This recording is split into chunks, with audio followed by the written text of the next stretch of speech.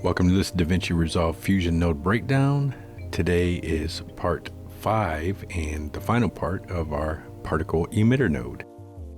And we're going to jump into Fusion. And today we are going to, first, we're going to change our region. And we're going to use our rectangle. In today's style, we're going to go over the final 3 styles all in one, so we can wrap up this emitter node and get into some fun stuff.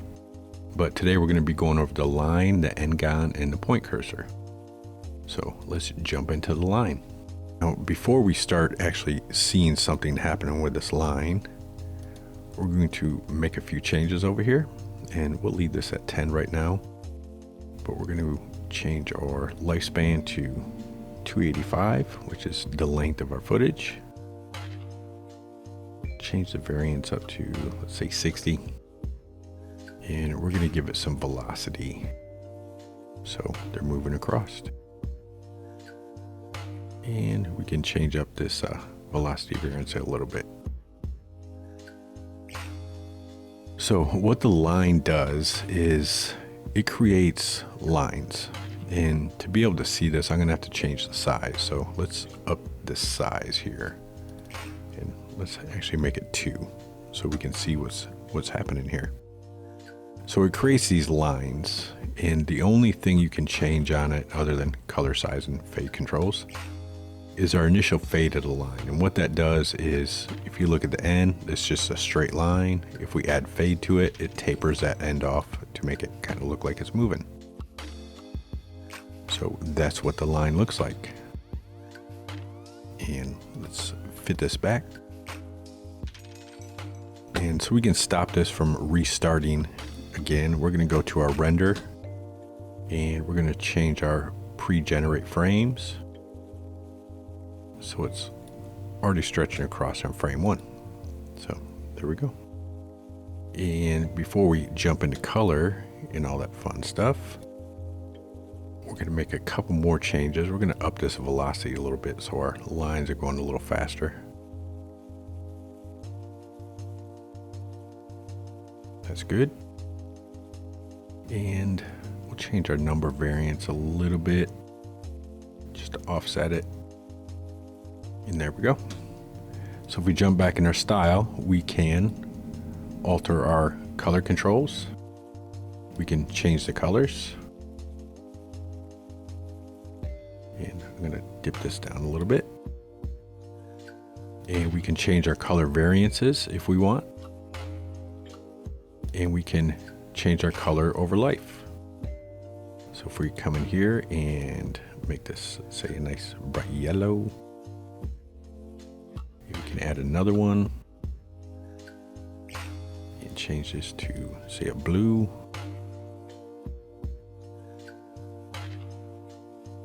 Bring that down.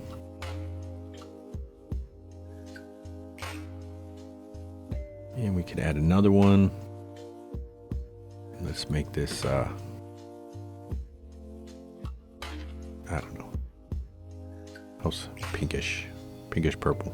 There we go.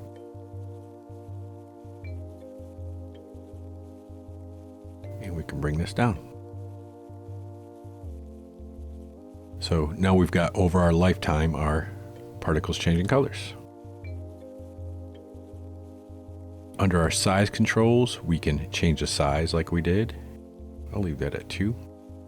We can change the size variance up a little bit if we want. Bring this to, we'll say 0.5. And we can change the size to velocity. So if we up this, the faster it's going, the bigger it'll be. And we can change our size Z-scale. By habit, I just throw that up. And we could change the size over life. So we can bring this down so our first particles are a little smaller and our last particles are larger.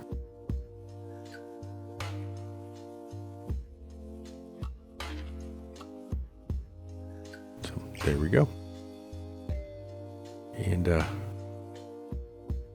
going to dump this up a little bit so our particles are a little longer.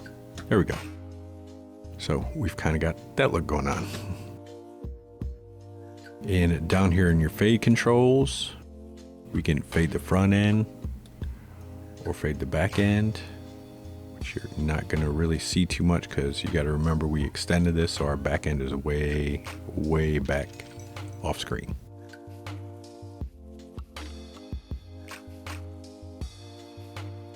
So in order to make this a little more interesting, we could go to our region and we can change our X rotation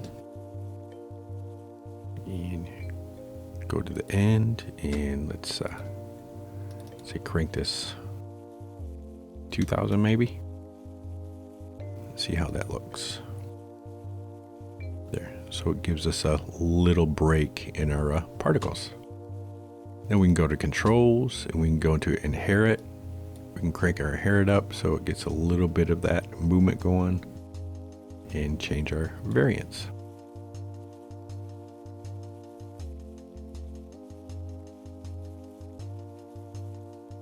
So that is the line. And we're going to go ahead and copy this. And we'll replace it. And instead of rebuilding all this stuff, we're just going to go to our style and we're going to change this to N-gon. Now, what your N-gon does is it allows you to use N-gon as your particles. But one thing you're going to see is this is much, much slower.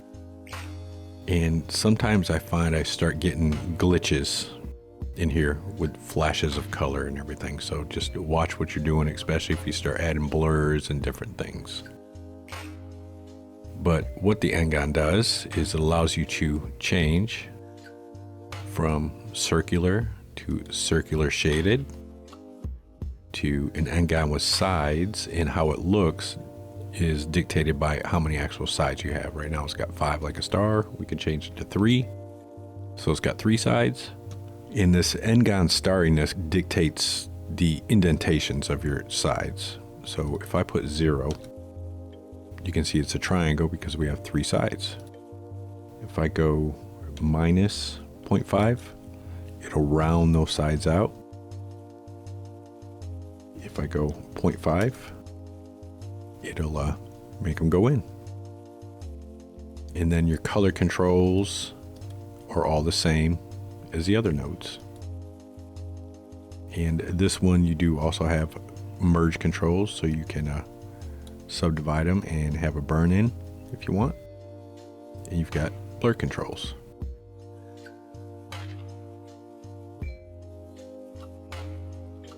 And then we've got point cluster.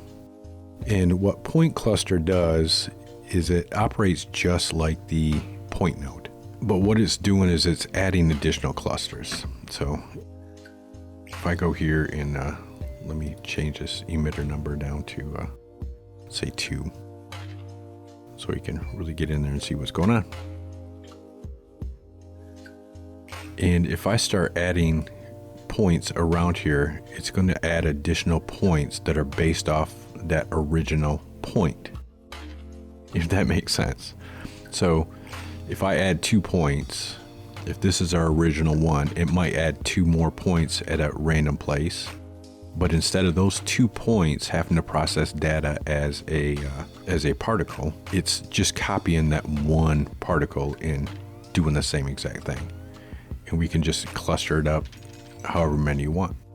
So this is a good way to fill in stuff instead of using, say, the point cluster or the point style. To use this cluster to add additional stuff instead of more particles. You can use this to up your number of points that are clustered, and you can also change your variance of number of points.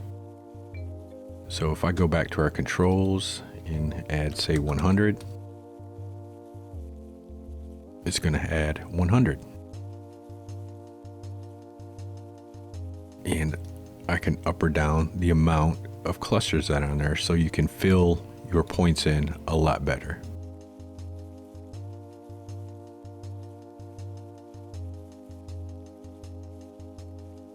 And it's pretty fast on your computer.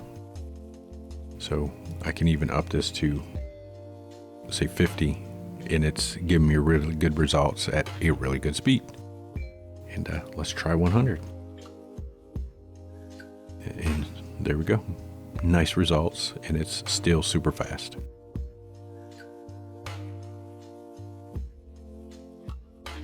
So let's knock that down. And under the point cluster, you still have the same color controls. You can change your color. You can change your color variance. You can change your color over life. You can change your size. But since this is pixel, it's really not going to change much. It's just going to change the size of your cluster. And you have fade controls, so you can fade them in and out. So we can take our two little emitters we have here, at a P merge. We can bring our clusters into the background, our lines into the foreground, merge them together. And if we go to our clusters, here are point clusters, and go into our color controls, we can lower this color, get in the darker so the colors aren't shining through, so we can start seeing those lines a little better. And then we can go into our lines and go into our style and our color, and we can raise it up to white value so we get a little brighter clusters.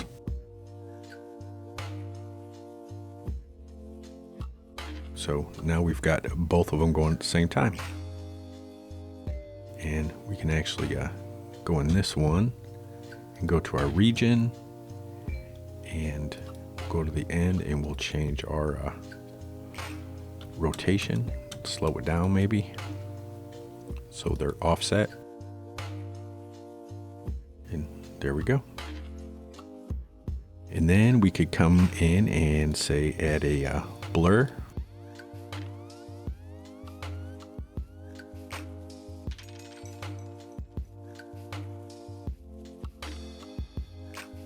And let's add a glow, because we can.